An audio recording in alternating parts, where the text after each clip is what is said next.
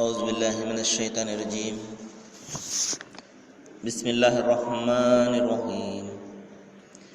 الذين قالوا إن الله عهد إلينا ألا نؤمن لرسول حتى يأتينا بقربان تأكل النار قل قد جاءكم رسل من قبل بالبينات وبالذي قلتم فلم قتلتموهم إن كنتم صادقين. صدق الله العظيم. అనంత కరుణామయుడు అపార కృపాశీలుడు పాలకుడు పోషకుడు సర్వలోక సృష్టికర్త అయిన అల్లాహ్ శుభనామంతో ప్రారంభిస్తున్నాను. సోదర సోదరిమణులారా, అయ్యలారా, అమ్మలారా, అస్సలాము అలైకుం రహమతుల్లాహి వబరకాతుహు. సర్వలోక ప్రభువు అల్లాహ్ అందరి జీవితాలలో శాంతిని శుభాలను కురిపించునుగాక. ఆమీన్. ఇంతవరకు మనము మానవులందరి ప్రభువు, మానవులందరి దైవము, మానవులందరి ఆరాధ్యుడు విశ్వప్రభు అల్లాహ్ మనందరి కోసం పంపినటువంటి చివరి మార్గదర్శక దైవ గ్రంథం దివ్య ఖురాన్ నుండి 3వ అధ్యాయం 183, 184 2 వాక్యాల అరబీ మూలంను వినడం జరిగింది. దీని అనువాదం ఆలకించే ముందు మరి నిన్న విన్నటువంటి వాక్యం యొక్క అర్థాన్ని కూడా ఒకసారి తెలుసుకుని ముందుకు వెళ్ళడానికి ప్రయత్నం చేద్దాం. సృష్టి ప్రభువు దైవము మరి తెలియజేస్తున్నాడు, నేను నీకు ఏదైతే ధనాన్ని ప్రసాదించానో అందులో నా మార్గంలో ఖర్చు పెట్టు అంటున్నాడు. దైవ మార్గంలో ఖర్చు పెట్టడం అంటే సోదరులారా, అనేక సందర్భాల్లో మనం విని ఉన్నాము. అందరి హక్కులను చెల్లించడము ఇది దైవ మార్గంలో ఖర్చు పెట్టడం. ఈ విధంగా పలుకుతున్నప్పుడు ఎవరైతే ధనం పట్ల వ్యామోహాన్ని కలిగి ఉంటారో, ఎవరైతే ఈ ధనమంతా కూడా నా స్వయంగా శక్తి సామర్థ్యాల ద్వారా సంపాదించుకున్నది అని ఎవరైతే భావిస్తారో అతను ఏమంటాడు అంటే, దైవం ఏదైనా మరి దైవానికి బీదరికం వచ్చేసిందా, ఆయన డబ్బులు అడుగుతున్నాడు, ధనాన్ని ఖర్చు పెట్టమంటున్నాడు, ఆయనకు ఏమిటి అవసరం ఇత్యాది మాటలు మాట్లాడుతుంటారు. మరి ఇదే విధంగా ఆ సమాజంలో ఉన్నటువంటి యూదులు కూడా ప్రవక్త ముహమ్మద్ వారు ఎప్పుడైతే దేవుని వాక్యాన్ని ఎప్పుడైతే వినిపించారో, దైవం మిమ్మల్ని ఖర్చు పెట్టమంటున్నాడు మీ ధనాన్ని అని పిలవగానే చెప్పగానే వారు అల్లా బీదవాడైపోయాడు, మరి మేము ధనవంతులము లాంటి మాటలు మాట్లాడటం మొదలుపెట్టారు. సృష్టి ప్రభు ఈ విధంగా తెలియజేస్తున్నాడు, మీరు కూసే కారుకూతలను నా దైవదూతలు నమోదు చేస్తున్నారు, మీరు పలికే ప్రతి మాటకు కూడా మీరు సమాధానం చెప్పుకోవాలి. సోదరులారా, అంతిమ దైవగ్రంథం ఖురాన్లో ఒక సందర్భంలో తెలియజేస్తున్నాడు, మా యల్ఫజు మిన్ ఖౌలి ఇల్లా రఖీబున్ అతీద్, మీ నోటి నుండి వెలువడే ప్రతి మాటను కూడా వ్రాయడానికి నా దూత సిద్ధంగా ఉన్నాడు అని దైవము హెచ్చరిస్తున్నాడు. కాబట్టి మనము అనాలోచితంగా ఏ మాట కూడా మాట్లాడకూడదు. మరి మనము పలికే ప్రతి మాటకు కూడా మనం సమాధానం చెప్పుకోవాలి. అంతేకాదు సోదరులారా, మనము వినే ప్రతి మాటకు కూడా మనం సమాధానం చెప్పుకుంటాం.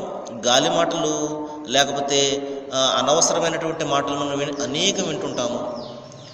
వాటి పట్ల కూడా దైవము ప్రశ్నిస్తాడు, నేను నీకు బుద్ధిని జ్ఞానాన్ని ఇచ్చాను కదా, నీవు ఎందుకు ఆలోచన చేయలేదు అని.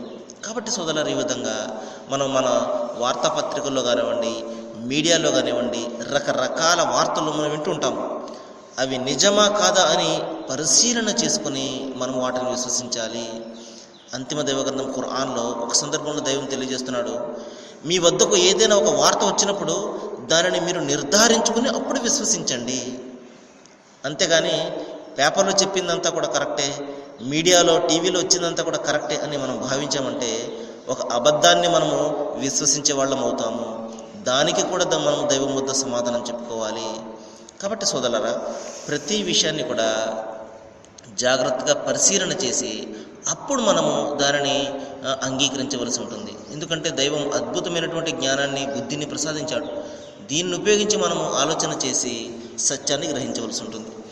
సరే, ఇక్కడ దైవము మీరు దైవ మార్గంలో ధనాన్ని ఖర్చు పెట్టండి అన్నప్పుడు వాళ్ళు కారుకూతలు కూసేవారు, మరి అల్లా భేదవాడైపోయాడు, సృష్టికర్త దైవము భేదవాడైపోయాడు, అందుకని ఆయన ధనాన్ని అడుగుతున్నాడు అని ఊయడం మొదలుపెట్టారు.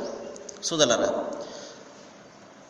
సర్వ సృష్టికర్త అల్లా ఆయన నిరపేక్షాపరుడు, ఏ అక్కర ఏ అవసరత కూడా లేనివాడు. మనము ఏదైనా ఆయనకు సమర్పించామనుకోండి, ఆయన వచ్చి తింటాడు ఏదైనాను. మనం ఏదైనా ఆయన మార్గంలో ఖర్చు పెట్టామనుకోండి, ఆయన దానిని అనుభవిస్తాడు. ఒకసారి ఆలోచన చేయండి. కాబట్టి మనము ఖర్చు పెట్టే ప్రతి పైసా కూడా దైవము 10 నుండి 700 రెట్లను పెంచి తిరిగి మనకే ఇస్తాడు. సోదరులారా, అంతిమ దైవగ్రంథం ఖురాన్లో ఒక సందర్భంలో తెలియజేస్తున్నాడు, మనిషి ఏదైతే సంపాదించుకుంటాడో తన చేజేతుల దానిని అతను ప్రత్యక్షంగా తన కళ్ళ ముందు చూస్తాడు అన్నాడు. కాబట్టి మనము అనేక పనులు చేస్తుంటాము, వాటి గురించి మనము ఏమాత్రం కూడా జ్ఞాపకం పెట్టుకోము, అన్నీ కూడా మర్చిపోతాం. కానీ మన సృష్టి ప్రభు వకుల్ల షయ్యన్ అహసేనహుం కితాబా అంటున్నాడు, నేను మీరు చేసే ప్రతి పనిని కూడా నమోదు చేస్తున్నాను. కాబట్టి మనము చేసే ప్రతి మంచికి కూడా దైవం అనేక రెట్లను పెంచి తిరిగి మనకే ప్రసాదిస్తాడు పుణ్యాల రూపంలో. కాబట్టి ఏ విషయం కూడా తక్కువదిగా మనం భావించకూడదు. కారుణ్యమూర్తి మహాప్రవక్త ముహమ్మద్ సల్లల్లాహు అలైహి వసల్లం వారు దైవం ఆయనపై అనంతమైనటువంటి కరుణను శాంతిని కురిపించునుగాక. ఆయన చాలా చిన్న మాటల్లోనే విస్తృతమైనటువంటి అర్థం వచ్చే మాటలను మనకు బోధించడం జరిగింది. ప్రవక్త వారు చెప్పారు, మీరు ఏ విషయాన్ని కూడా తక్కువగా భావించకండి. మీ సోదరునికి ఏదైనా ఇవ్వడానికి అది చిన్న వస్తువైనా కూడా తక్కువగా భావించకండి, అది ఎంతో మీకు మేలును పుణ్యాన్ని ప్రసాదిస్తుంది అన్నారు. కాబట్టి దారిలో ఏదైనా ఏదైనా రాయి కానీ లేకపోతే చిన్న ముళ్ళు కానీ ఉన్నట్లయితే దాన్ని పక్కన తీయడం కూడా మనం తక్కువగా భావించకూడదు. ఆ రోజున మనిషి అరే అంత చిన్నదానికి దైవం ఇంత పెద్ద బహుమానాన్ని నాకు ఇస్తున్నాడా, అరే నాకు ఈ విషయం తెలుసున్నట్లయితే మరికొన్ని మంచి పనులు చేసేవాడిని కదా అని చెప్పేసి అక్కడ మనిషి భావిస్తాడు, అక్కడ వాపోతాడు. కాబట్టి ప్రతి చిన్న విషయాన్ని మనం తక్కువగా భావించకూడదు. కారుణ్యమూర్తి మహాప్రభు వారు చెప్పారు, నీ సోదరుని నీవు చిరునవ్వుతో పలకరించడం కూడా నీకు పుణ్యాన్ని ప్రసాదిస్తుంది అన్నారు. కాబట్టి నగుమోముతోటి చిరునవ్వుతోటి మనం పలకరించడం, వాస్తవానికి ఈ పని చేయడం వల్ల మనకు ఒక్క పైసా కూడా ఖర్చు ఉండదు సోదరులారా, ఏ మాత్రం కూడా ఖర్చు ఉండదు. ఇక్కడ చిరునవ్వుతో మన సోదరుని పలకరించడము, మరి అతని క్షేమ సమాచారాలు అడగడము, ఏదైనా మనం ఖర్చు పెడతామా దీనికి? ఎంత మాత్రం కూడా కాదు. ఈ విధంగా చేయడం ఎంత చిన్న పని అయినప్పటికీ కూడా దైవానికి ఎంతో ఇష్టమైనది. కాబట్టి ప్రతి విషయానికి డబ్బే ఖర్చు పెట్టడం అవసరం లేదు సోదరులారా. డబ్బు కాకుండా చేసే పనులు కూడా అనేకం ఉంటాయి. ఈ విధంగా మనము చేసే ప్రతి చిన్న పనిని దైవము నమోదు చేసి ఆయనకి ఏమైనా వస్తుందా? మనకు స్వర్గాన్ని ప్రసాదించి మనం ఆనందంగా ఉంటే ఆయన ఏమైనా మరి దానికి ఆయనకి ఏదైనా వస్తుందా సోదరులారా? ఎందుకంటే తన సృష్టి అయినటువంటి ఈ మానవుడు నశింపకూడదు, అందరూ కూడా స్వర్గానికి వారసులు అవ్వాలి, అందరూ ఆనందంగా ఉండాలి అన్న ఆలోచనతోనే దైవానికి మరి ఈ విధంగా విషయాలన్నీ కూడా మనకు ఆయన గ్రంథము, ఆయన ప్రవక్త ద్వారా మనకు బోధిస్తున్నాడు. ఈ విధంగా అయితే బిడ్డలు ఆనందంగా ఉంటే తల్లిదండ్రులు హృదయం ఎంత ఆనందంగా ఉంటుందో అదేవిధంగా వాస్తవానికి వాళ్ళకి ఏమీ కూడా లభించేది కాదు. బిడ్డ కడుపు నిండా అన్నం తింటే తల్లి కడుపు నిండుతుందా? అయినప్పటికీ కూడా కడుపు నిండిన దానికంటే కూడా ఎక్కువగా ఆనందపడుతుంది తల్లిదండ్రులను మనం గమనించినట్లయితే వాళ్ళకు ఉన్నా లేకపోయినా బిడ్డలకు పెడుతుంటారు. దానివల్ల వాళ్ళ కడుపు ఏమి కూడా నిండదు. అయినప్పటికీ కూడా వాళ్లకు ఒక రకమైనటువంటి సంతృప్తి కలుగుతుంది, బిడ్డ మరి కడుపు నిండా తిన్నాడు అని. అదేవిధంగా సోదరులారా, మానవులందరూ కూడా నశించకుండా ఆనందంగా ఉన్నట్లయితే ఆయన ఎంతో సంతోషిస్తాడు. ఎందుకంటే మనందరినీ ఒకే విధంగా పుట్టించినవాడు ఆయన. కాబట్టి ఇక్కడ మనము దైవ మార్గంలో ఖర్చు పెడుతున్నాము అంటే మన కోసం మనమే ఖర్చు పెట్టుకుంటున్నాము. ఈ విషయాన్ని మనం గమనించాలి. 1 కాదు 2 కాదు 700 రెట్లు మన సంకల్పాన్ని బట్టి, మన దైవం పట్ల ఉన్నటువంటి ప్రేమను బట్టి దైవం అనేక రెట్లను పెంచి మనకిస్తుంటాడు. అందరికీ ఒకే రకమైనటువంటి పుణ్యం ఉండదు సోదరులారా. ఎందుకంటే ఒక వ్యక్తి ఉన్నాడు, ఒక బావిని తవ్వించాడు. అతని సంకల్పం ఏమిటి? ప్రజలందరూ కూడా ఆహా ఎంత గొప్ప పని చేశాడు అని పొగడాలి అన్న సంకల్పంతో చేయించాడు. మరొక వ్యక్తి ఉంటాడు, అరే ప్రజలందరూ కూడా దీని నుండి నీళ్లను తొడుకుని ఉపయోగపడాలి, ప్రజలకు ఉపకరించాలి ఇది అన్న ఉద్దేశంతో అతను చేయించుంటాడు. ఇద్దరు చేసింది ఒకటే పని, కానీ సంకల్పాలలో తేడా ఉంటుంది. కాబట్టి ఎవరైతే మరి దైవం యొక్క ప్రీతి కోసం ఎవరైతే మంచి పనులు చేస్తాడో, ఇటువంటి మంచి సంకల్పంతో చేస్తాడో అతనికి లభించే పుణ్యము అనేక రెట్లుగా ఉంటుంది. ఎవరైతే ప్రాపంచిక ప్రయోజనాన్ని పొందే నిమిత్తం ఎవరైతే మరి పనులు చేస్తుంటాడో అతనికి ప్రపంచంలోనే దైవం ఇచ్చేస్తాడు, పరలోకంలో ఏమీ కూడా ఉండదు. కాబట్టి సోదరులారా, దైవ మార్గంలో మనం ఖర్చు పెడుతున్నాము అంటే ఆ ధనం తిరిగి మనకే వస్తుంది. మనము బ్యాంకులో డబ్బులు వేసుకుంటుంటాం, ఆ డబ్బంతా కూడా తిరిగి మనకు ఒక రోజున ఏదో ఒక రోజున మన వద్దకే వస్తుంది. అదేవిధంగా సోదరులారా, మనము పరలోకం అనే బ్యాంకులో మన సత్కార్యాలు అనే డబ్బును మనం జమ చేసుకోవాలి. మహాప్రవక్త ముహమ్మద్ సల్లల్లాహు అలైహి వసల్లం వారు ఒక సందర్భంలో తన భార్యకు ఒక మాట చెప్తారు. అదేమిటంటే, కొంచెం ధనం ఇచ్చి ఈ ధనాన్ని అంతా కూడా నువ్వు ఖర్చు పెట్టి అంటారు.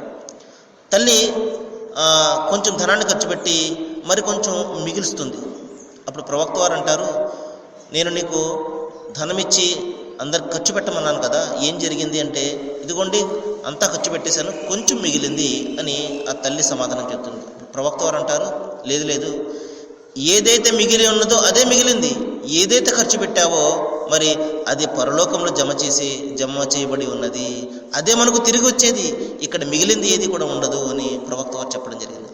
కాబట్టి సోదరులారా, మనము 1 రూపాయి అయినా పర్వాలేదు, మంచి సంకల్పంతో దైవ ప్రీతితో దైవం నన్ను మరి ఈ విషయానికి నాకు పుణ్యాన్ని ప్రసాదించాలి, నాకు ప్రతిఫలాన్ని ఇవ్వాలి, మరణానంతరము దైవం నన్ను మరి భయంకర నరకం నుండి రక్షించాలి అన్న సంకల్పంతో ఎవరైతే మరి ఇంత మంచి సంకల్పంతో ఎవరైతే మరి చిన్న విషయమైనా చిన్న వస్తువైనా లేకపోతే 1 రూపాయి అయినా ఎవరైతే ఖర్చు పెడతారో దైవం దానిని ఎంతగానో ఆదరిస్తాడో, అనేక రెట్లను పెంచి తిరిగి మనకే ఇస్తాడు.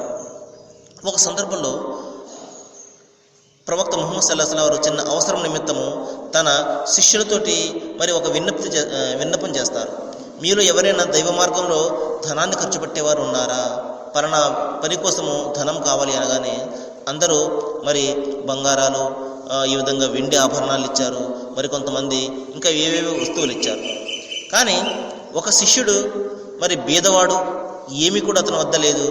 అరే, నా దగ్గర ఏమి కూడా లేదని అతను ఏం చేశాడు అంటే, పొద్దునుండి సాయంత్రం వరకు కూడా నీళ్లను తోడి కష్టపడి ఒక ఖర్జూరపు మూటను ఆయన సంపాదించాడు. ఆ ఖర్జూరపు మూటను తీసుకువచ్చి మరి అందరూ కూడా పెద్ద గుట్ట మాదిరిగా బంగారు వెండి ఆభరణాలు వేసినప్పుడు ఆయన అందరూ కూడా బంగారాలు వెండి ఇచ్చారు, ఈ ఖర్జూరపు మూటను నేనేమి ఇవ్వను అని చెప్పేసి ఆయన సిగ్గుతోటి దూరంగా నిలబడి ఉన్నాడు.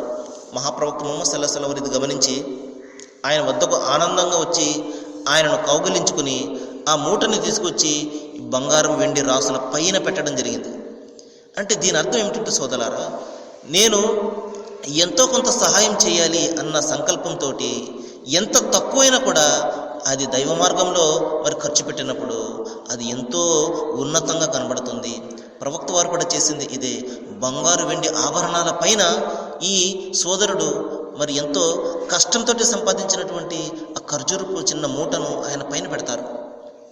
వాస్తవానికి చాలా తక్కువైనటువంటి విలువది, కానీ ఆ వ్యక్తి సంకల్పము నేను ఎంతో కొంత సహాయం చేయాలి అన్న ఉన్నతమైనటువంటి సంకల్పము మరి ఆ దానాన్ని ఎంతో ఉన్నతంగా పెంచింది. సోదరులారా, మనము చేసే దానం చిన్నదైనా కూడా అది దైవ ప్రీతి కోసం మాత్రమే ఉండాలి, పరలోక ప్రతిఫలాపేక్షతోనే ఉండాలి, పరలోకంలో దైవం నన్ను కరుణించాలి అన్న ఆపేక్షతో ఉండాలి.